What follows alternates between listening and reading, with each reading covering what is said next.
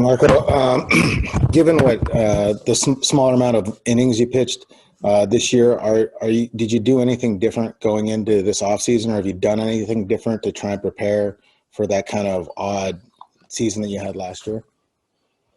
Well, first of all, I like your buddy you got there, Divish. It's a great addition to this interview.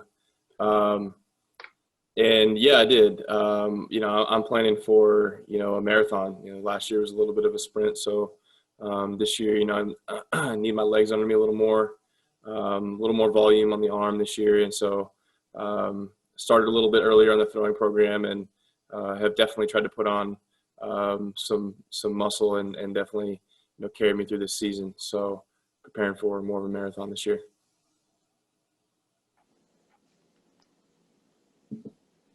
Kramer.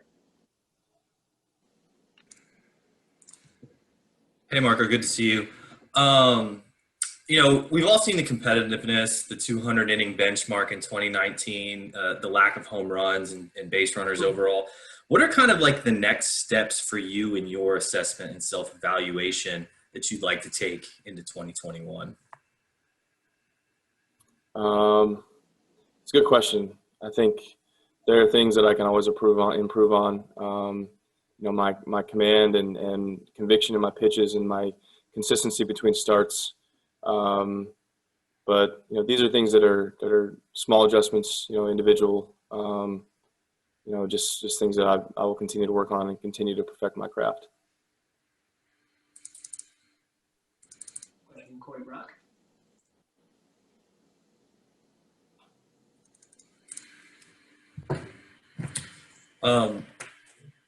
The Mariners have made it, no secret that they're planning to continue with a six-man rotation based on the success you guys saw last year. What are your thoughts on that moving into, like you said, a marathon of a season? And, do you have any apprehensions or questions about it? Just kind of your assessment as you head into the spring training. I appreciate the question. But it's not my job to comment on, that sort of thing. My job is to take the ball whenever it's given to me and go out and win a ball game. Not going to comment on the structure of our rotation. Question from Larry.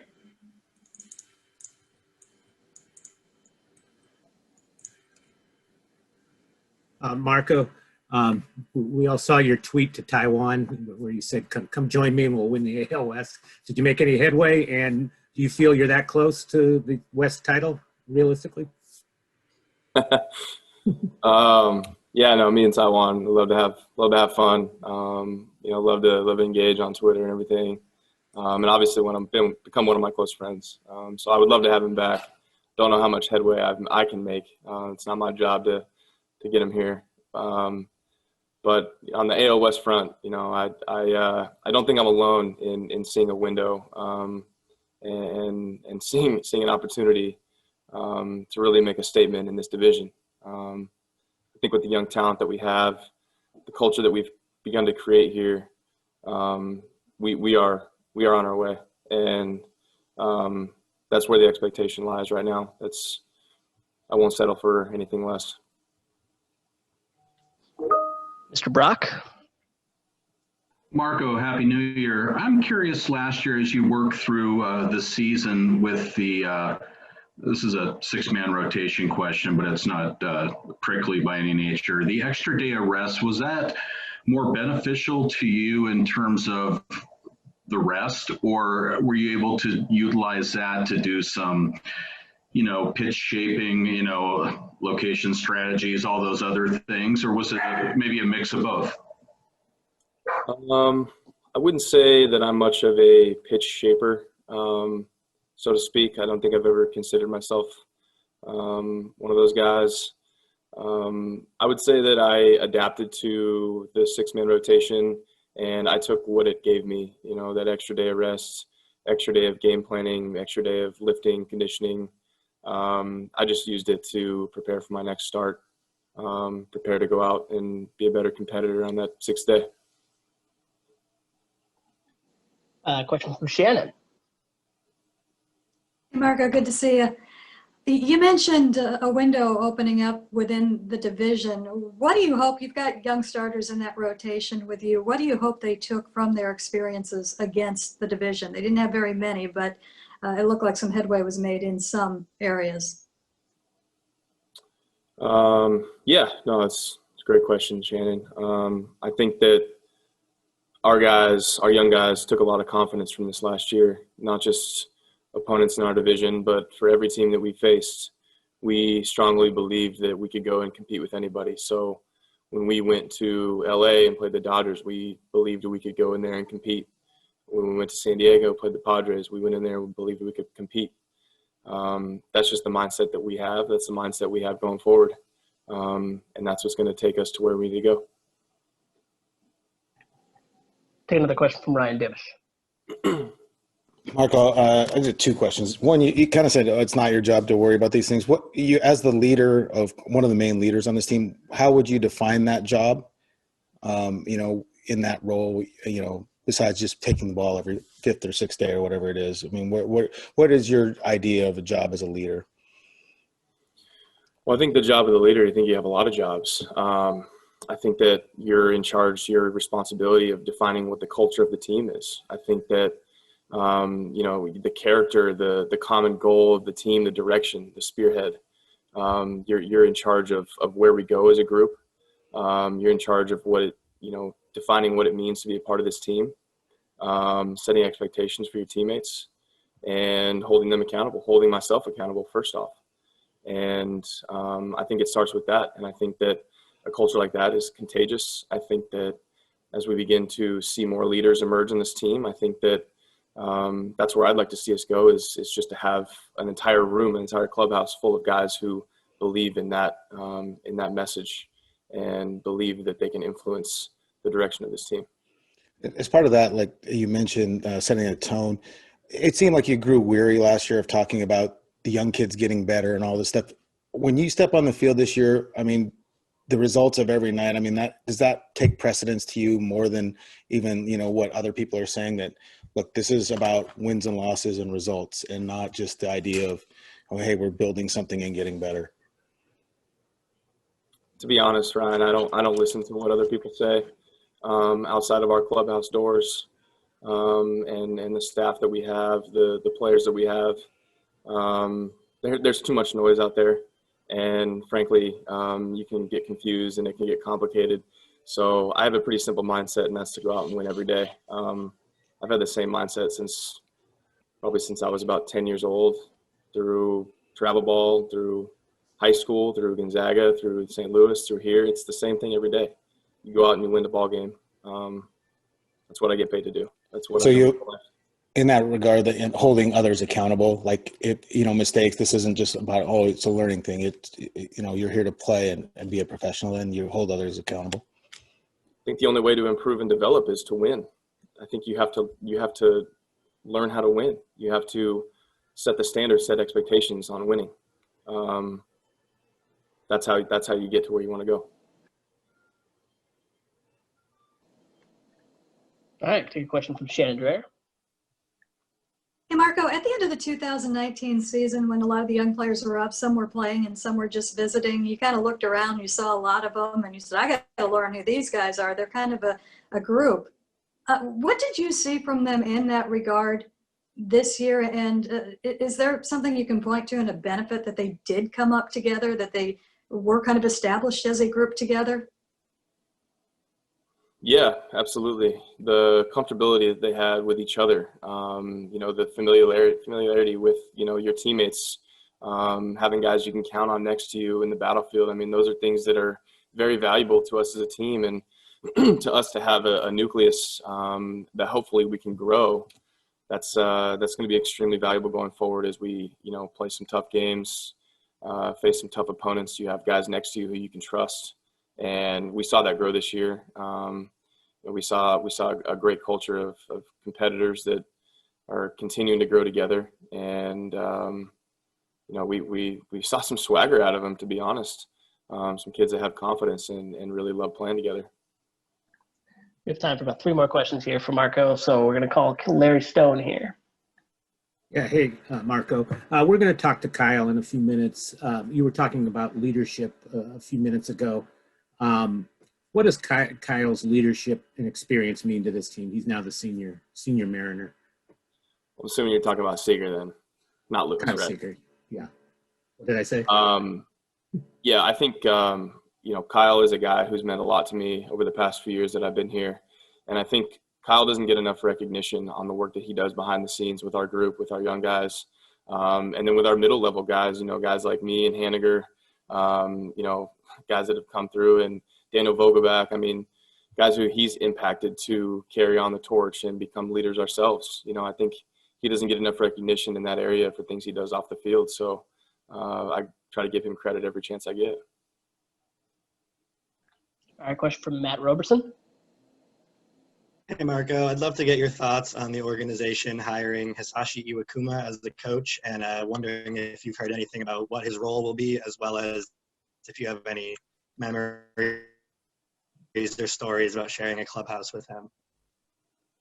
Yeah, no, Kuma is going to be a great hire for us as an organization. I haven't heard exactly what his role would be, but I'm assuming wherever he is, he'll be the perfect fit, character-wise, and just the experience that he has, for all of our pitchers, but for our group as a whole. I think his mindset and his outlook on life is pretty great. He's such a positive person, such a light to be around. So excited for him to join us. We'll wrap up Marco's session here with a question from Chris Talbot. Hey, Marco, I'm working on a different kind of piece. I wonder if you remember back before the 2019 season, the meeting that Scott had where he had Ichiro talk about Kaizen and sort of introduce that concept. I wonder if you could talk about your reaction to that meeting, what you thought of what Ichiro said, and just this whole sort of idea of continuous improvement. Yeah, no, I remember that day very vividly in spring training, and Ichiro stood up, and he had his translator with him, and the wild part about that moment, those few minutes, anytime that Ichiro speaks, the room goes pretty quiet. Everybody seems to stop what they're doing and give it your full attention. Understand that every word that he says, whether it be in English or Japanese, has weight. It's very important, or it could be very funny either way. But what he said that day about Kaizen, I think will always ring true with this organization, is that you can't take any day for granted. You have to approach every day with the mindset of an opportunity to get better. And if you're not, you're not going to stay the same. You're going to get worse. So you really have to take advantage of every chance that you have to put on this uniform, leave it in a better place than you found it, and, really commit to that approach, not just for yourself, but for the guys next to you, for your friends, for your colleagues and teammates, coaches, everyone who's invested along with us. And that those minutes will always have weight to me, for sure. Thank you.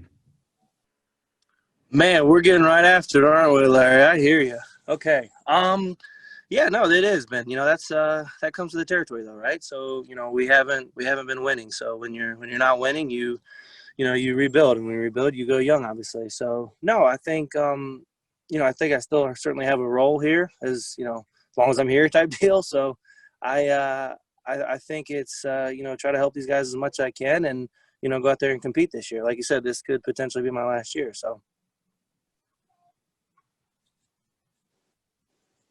All right, we'll go to Daniel Kramer. Hey, Kyle. As someone who's been around and played defense at an elite level for a really long time, what was it like to see the strides that the infield made from 19 to 20? Well, you have some very talented infielders, right? So, you had two guys win a Gold Glove this year. That's pretty incredible, right? I think, I think Perry Hill deserves a lot of attention on this. He is really, really good. I've been very fortunate to have a lot of, infield coaches, obviously, through the years, and coaches in general. But, he's pretty special at this. So, if you look at, I didn't see Evan, obviously, the year before, but you look at JP the year before, he showed the flashes. He showed all the physical tools, obviously, but he cleaned up a lot of little things in there. And you got to give JP a lot of credit there, because You can tell he put the work in, he put the time in that it takes, and he listened to things. So I mean, that's a huge stride forward. And Evan, obviously, that was the first time I'd seen him in an extended period of time, but he he's tremendous as well. That was always his reputation coming up, that he was going to be really, really good defensively and potentially a Gold Glove winner. So I mean, to do that in your first year is setting the bar pretty high moving forward. Kind of building off of what you just mentioned about JD, Jerry DePoto told us the other day that he's just maintained such a professional approach. What have you seen behind the scenes from him to where he's really taken that step forward beyond just his work with Perry Hill over the past year? I mean, you see the effort, right? So I don't know, JP got traded over here, so I haven't really seen him, when he first got drafted or anything like that. But, since I've been around him, he's always been out there doing the early ground balls. He's always been out there, putting in the effort, and that's exactly what you would want from a young guy. And, it's easy to go out there and kind of go through the motions, and, we're all guilty of it at times, certainly. But, when he's out there, there's a purpose for what he's doing. He's going through, the motions correctly, if that makes sense. He's putting himself in the right position that he wants to get to in the games. And then, when you practice like that, you can put yourself in the right position, so then you can naturally, your athletic ability takes over. That's something that I remember Brendan Ryan used to do. He used to just do the craziest things in practice, and then all of a sudden he'd come out there and he'd do it at 7 o'clock at night, and everybody would do it all over it. But for us, he'd been doing it all day. We'd seen him doing it for weeks. So JP is very similar in there, where he's got all the physical tools you could possibly want, but he does work and he does care, and he takes it very serious. Kyle, what role as the veteran guy did you have in their success winning those Gold Gloves? And another question, what was it like watching your younger brother win a World Series last year? I think the best thing I did for JP would be just not getting to any balls, letting him get them all. So I probably helped his little, the metrics, because he covered a lot of ground for me. So that was good. And then Evan, I'm sure I made a bunch of bad throws for him and made him look really good over there too. So I'd say that was about my biggest impact on those two. Watching Corey was pretty special. Having, obviously watching the games, but sitting back afterwards and talking to him on the phone after it was all done, and thinking of your brother as a World Series MVP is a pretty special thing. We'll take a question from Shannon Dreher.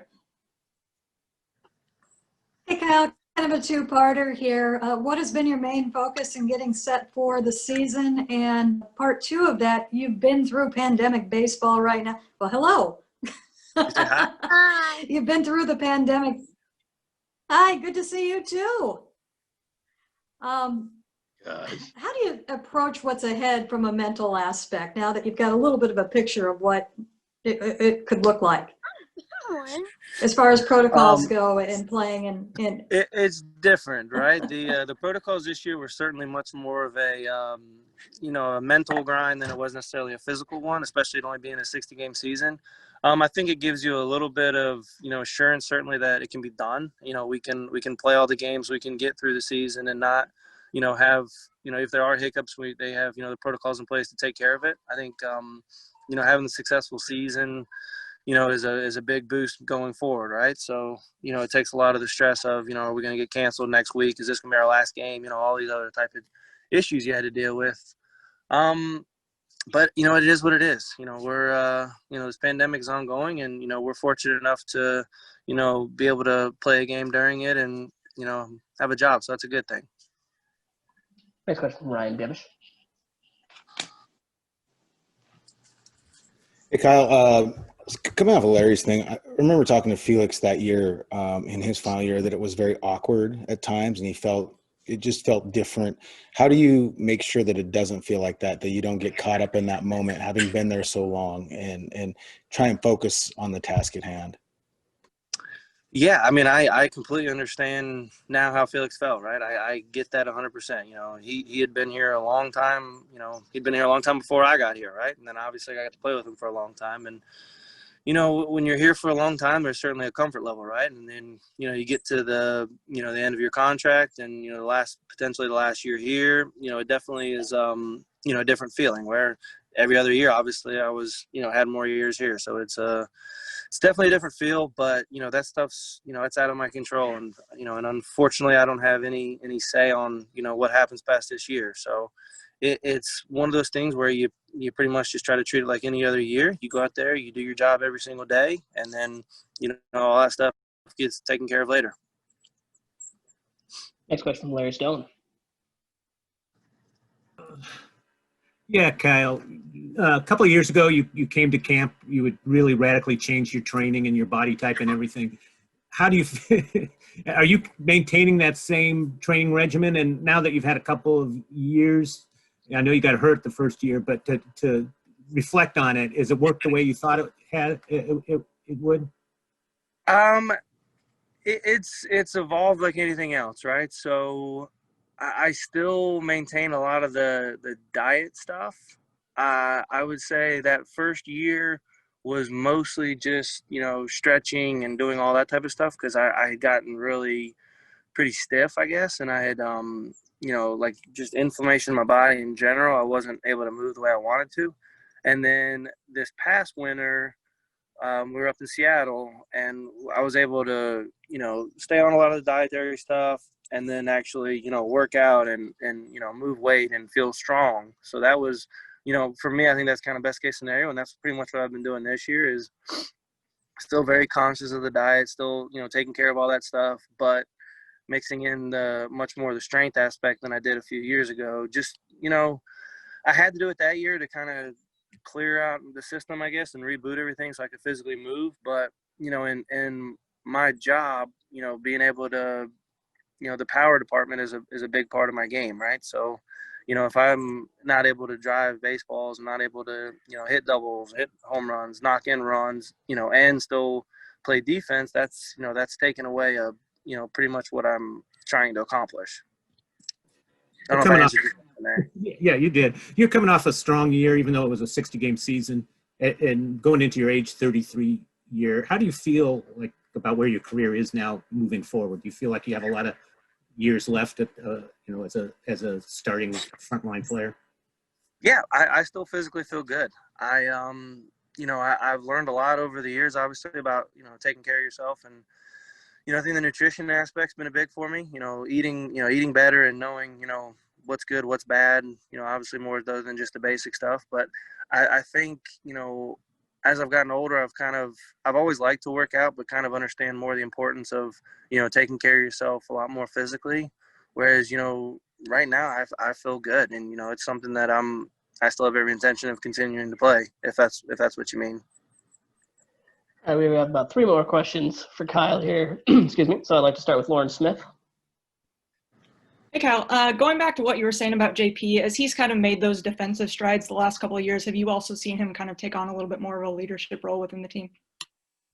Well, that's what you want, right? So you don't want your, the leader of your infield to necessarily be the third baseman or anybody else. You want the shortstop to be the leader, right? So, and that's definitely something that he has made huge strides in, right? And it's a natural progression of anybody if you think about it, right? You're not going to step day one in the big leagues and, try to assume a leadership role, right? That comes from, you have to earn it, right? You have to be respected. And, if you come in bossing people around, that's, it's a real good way to kind of lose the clubhouse, right? So he came in, he put his head down, he showed everybody he worked. He started, especially on the defensive side, having a lot of success. And then, especially towards the back half of that last year, I could notice a difference out there where he's, taking charge. He's moving me around. He's moving the second baseman around. He's, listening. Obviously, the coaches help us with positioning too, but he's moving me as he's moving. And, when you start becoming more vocal and you start, kind of understanding what you're trying to accomplish and, you're comfortable, with what you're doing in your own skin, then, that's the next step for him. And, he certainly started to do that. All right, we'll take a question here from Daniel Kramer. Hey, Kyle, you played in all 60 games last year. Obviously a truncated season, but, one of only 15 big leaguers to do that. Does that kind of speak to, just where you're at in your career in terms of your durability, particularly coming off the wrist injury in 19 and, just kind of showing yourself and others that, hey, I can still do this at a high level every day? that's kind of always been how I kind of viewed this as, right? So, I mean, obviously we play 162 games, right? I want to be the person that you feel comfortable putting in there every single day, right? So you want to be productive enough for the manager to have faith in you. You want to be, durable enough to be able to play every single day because, you want to go out there and compete every day and you want to ultimately do your job. So I think that's how I've always viewed it. And, I've been pretty fortunate throughout my career where everybody gets banged up, everybody gets, little nicks and stuff. But aside from, the messing up my hand there, that was the only thing that's, taken me out for an extended period of time. So I feel like through the course of, my entire career, I've, been able to play, I don't know what the numbers are, but, been able to play, a lot more games than maybe some other people. And it goes back to how you take care of yourself. And that's something that I've, constantly tried to, that's something I can handle, right? Or I can control. A lot of guys get hurt and it's out of your control. There's nothing you can do about it. So, I mean, it's not that guys don't want to play. I've been fortunate enough to be able to stay in there. And the last question here for Kyle, I'm going to take from Kieran O'Dwyer. Hey, Kyle. It's a question back to your hitting. Hope you're doing well. With regard to how you've taken your approach at the plate over the years and how that's evolved, just get your thoughts on how much that's evolved as you've become more of a veteran player in the way you approach your at-bats now. And also, as part of that, how you maybe work with some of the younger hitters in providing maybe some guidance and insights and knowledge about your experiences. Well, I mean, I think it comes with, age and it comes with experience and, you can't trade experience for anything, right? So it's something where, I think this will be my 11th season there. I've been in a lot of these situations, right? Like this wouldn't be my, second at bat in the big leagues with the guy on third and no outs, right? So I have that experience where I've been there in that situation. So I think with that experience comes a level of, an anxiety that I don't necessarily have that, some of the other guys do, right? And that's to be expected when you're first breaking in and you're trying to establish yourself and you're trying to, prove to yourself and prove to your teammates and prove to the league and, prove to the coaches and, you're trying to prove all these things. There's a lot of added pressure on yourself, right?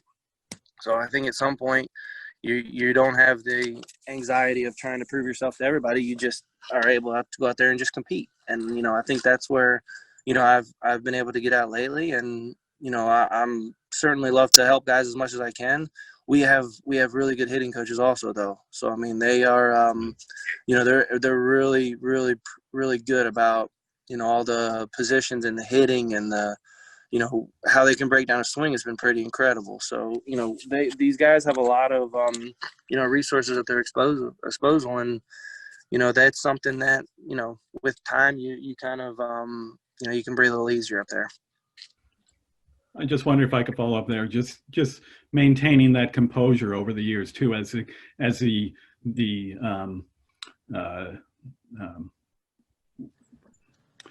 shifts have impacted the game, and especially for a left-hand hitter like yourself, trying to be able to stay composed and stay within your own swing. How important that's been, and not to get frustrated by what used to be a hit when you first broke into the league. Oh, without question. I've had plenty of times where I'll go back through video and I'll say, okay, I hit, I had this month where I hit, 7-8 home runs. I hit almost 400 this month. What was I doing then that I'm not doing now? And I'll look and it was, 20 rollovers through the 4-hole that were base hits at the time that are now outs, right? So, I was still fighting the same things I'm fighting, now. It's just, there was a hole there, right? So you got rewarded for, hitting a ground ball between first and second where, now it's an out. So it's, it makes you become, I don't want to say a more complete hitter, but it makes you have to be much more clean, I guess. So you don't get rewarded. You don't, you don't have a lot of the kind of safety nets that you used to have. So it's definitely a constant, it's a constant struggle to stick with what makes you successful and where you have, results, and to be able to grow those results and use the whole field and, drive balls the other way. And that's still a constant thing that, I'm constantly working on and, in constant communication with the coaches and, players about, how they're doing it. So it's a constant, growth. Thank you. JP, Happy New Year. Last year, you were able to cut down on your strikeouts. Your hard hit rate was up. I'm really curious about the evolution of your offensive game, where it's at, and where do you sort of see it going, or where would you like to see it go this year? I'm feeling good about my offense this year. I've been working every day this offseason with Evan and Haggerty down here in the complex right now, and swing feels good, feels shorter and quicker, and the ball's jumping off better than it's ever had before. So I'm really excited to get this year going. Question from Lauren. Hey, JP. I think when we talked to you earlier this offseason, you mentioned that, in 2019, when you first got here, it was kind of about showing everybody what you had. And then 2020 was kind of about making a statement. What is 2021 about for you? Trying to win. We have the team. We got new arms. We made key pickups for our team. So it's time to go. It's time to win. Everyone wants to do it. That's been my main goal since I got here. I just want to win. Personal numbers mean great things, but winning's better. So I'm ready. Let's go. Let's start winning. And then kind of a quick follow-up. You mentioned working out at the complex. How much of a difference has that made for you since you moved down there to Arizona? Oh, it's huge. I put on muscles that I haven't had before. I'm more explosive. The defense is still there. I get to work out every day and just get better with my teammates. So I love it down here, and it's one of the best decisions I've made. Question from Divish. Hey, JP, two questions. One about the swing stuff. You talked a little bit last year about changing your leg kick, the load, everything else. Do you have a swing and a setup that you are comfortable with that you won't have to tinker with as much that maybe you did in past years? Yeah, I think me and my new hitting coaches, coming over to Seattle, we were just trying to get to know each other and see what was right and, just trying out new things. And now I think we have a plan, and the plan's good, and we're going to stick with that and just keep it rolling. And the follow-up, you mentioned just it's about winning. We heard the last couple of years it's about growth and gaining experience. And Marco, I know, got tired of hearing about that stuff. At this point, do you want to hear about getting better? You want to just is it about winning every night and the results a little bit more? And do you hold guys accountable for that? Like if they mess up, this isn't about learning. You gotta fix this.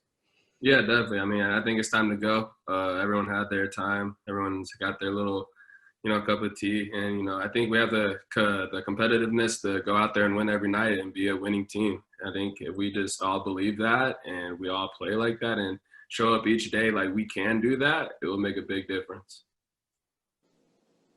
All right, question from Shannon. Hey, JP, actually a two-parter. Since you're working out at the complex, does that mean you don't have the hitting cage in the living room anymore? Yeah, I don't have that in the living room, unfortunately. It got moved out to the backyard. Darn it, I was hoping you'd keep that forever. Me too, but, it just wasn't the best idea, But it was in the meantime. You talk about the winning, and it's a younger group, and you're a part of that younger group, except you're a little bit ahead of them. We had Jerry DePoto on last week, and he said, sometimes when you have a lot of guys that are kind of around the same stage in their development and have come up together and spent that time together, things can gel together really quickly.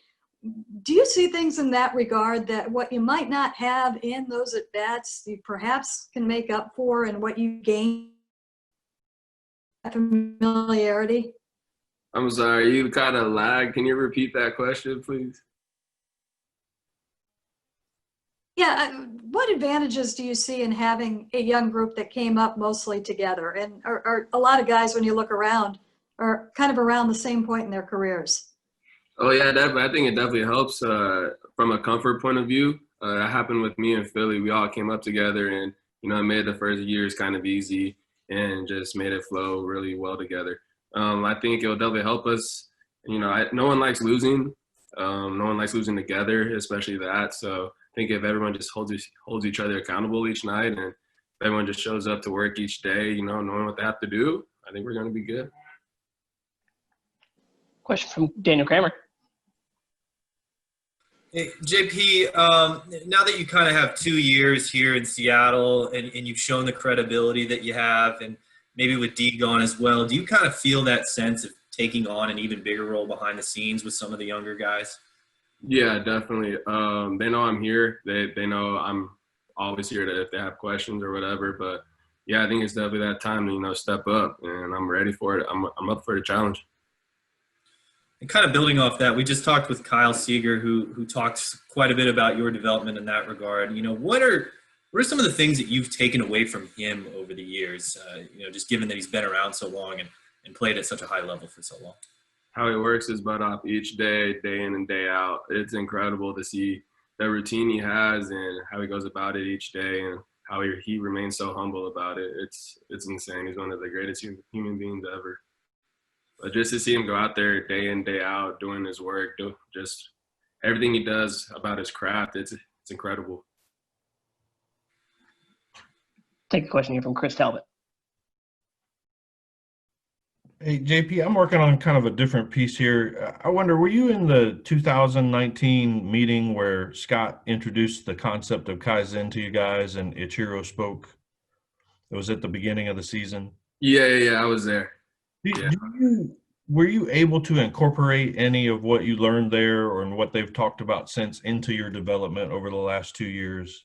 This sort of idea of continuous improvement day to day. Did that meeting have any impact on you? Yeah, definitely. I think it goes about just holding yourself accountable. You're a professional.